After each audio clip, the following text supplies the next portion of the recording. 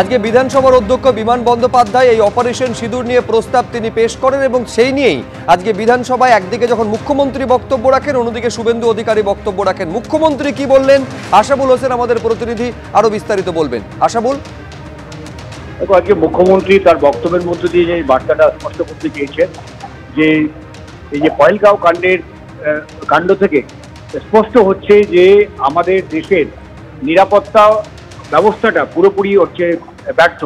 তিনি বলেছেন যে আভ্যন্তরীণ নিরাপত্তা ব্যর্থ। যেখানে পহেলগাঁওয়ের মতো একটা গুরুত্বপূর্ণ পর্যটন ক্ষেত্র, হাজার হাজার পর্যটকরা সেখানে প্রতিদিন যায়, সেখানে কিভাবে নির্বিচারে এতগুলো মানুষকে খুন করে সন্ত্রাসবাদীরা তারা পালিয়ে গেল, একটিও পুলিশকে কেন দেখা মিলল না, এরা বর্ডার ক্রস করে কিভাবে ভেতরে ঢুকলো, সেই খবর কেন গোয়েন্দা বাহিনীর কাছে ছিল না, এবং এখনো পর্যন্ত কাউকে কেন সরকার গ্রেপ্তার করতে পারেনি। ফলে সরকার পুরোপুরি ব্যর্থ হয়েছে এবং এই সরকারের পদত্যাগ করা উচিত বলে তিনি দাবি করেছেন। এবং সেই সঙ্গে তিনি এই প্রশ্নও তুলেছেন যে যান্ত্রিক সমস্যার জন্য যোগাযোগ বিচ্ছিন্ন হয়ে গেছে। আশাবুল হোসেনের সঙ্গে কি বক্তব্য মুখ্যমন্ত্রী রেখেছেন? অভ্যন্তরীণ নিরাপত্তার প্রশ্ন যেমন রেখেছেন, এই প্রশ্ন মুখ্যমন্ত্রী তুলেছেন যে সুযোগ থাকা সত্ত্বেও পিওকে বা একেবারে পাকিস্তান অধিকৃত কাশ্মীরের ভেতরে কেন প্রবেশ করা হলো না, এই প্রশ্ন মুখ্যমন্ত্রী তুলছেন। কেন ইন্টেলিজেন্স ফেলিওর হলো, প্রশ্ন তুলেছেন মুখ্যমন্ত্রী।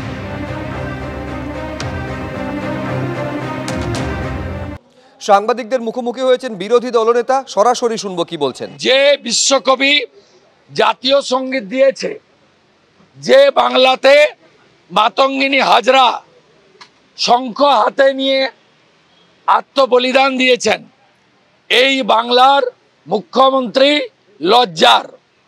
তিনি আমাকে যা বলেছেন ঠিক আছে, নতুন ইংরেজি আমি শুনলাম, humping dumping lawyer, humping dumping lawyer.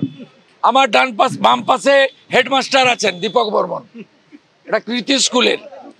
আমি জিজ্ঞেস করেছিলাম মাস্টারমশাই এই ইংরেজির মানে কি, তিনি বললেন অপারক।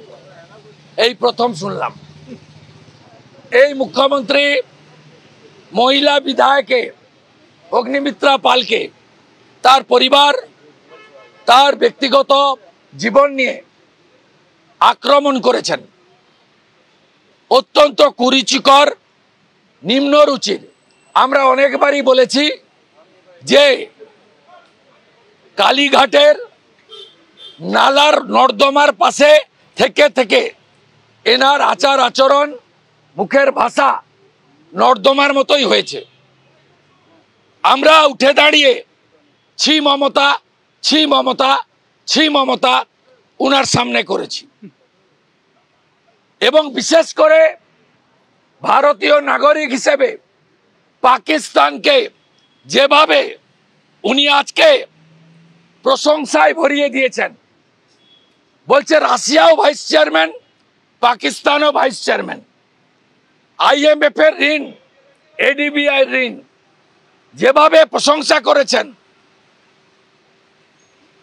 এত প্রশংসা শাহবাজ শরীফকে তার দেশের লোক করেছে বলে আমাদের অন্তত জানা নেই।